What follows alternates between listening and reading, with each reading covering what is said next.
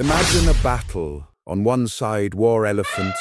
On the other side, fire. It's 1398. Timur's army stands at the gates of India. Facing them, a wall of war elephants, armored, trained to crush everything in their path. Timur's soldiers were terrified, so he did something no one expected. He strapped burning materials onto camels and drove them straight toward the elephants. The elephants panicked, turned around, and stampeded directly into their own army. One decision, total chaos, battle over. Timur didn't just win with force, he won with his mind.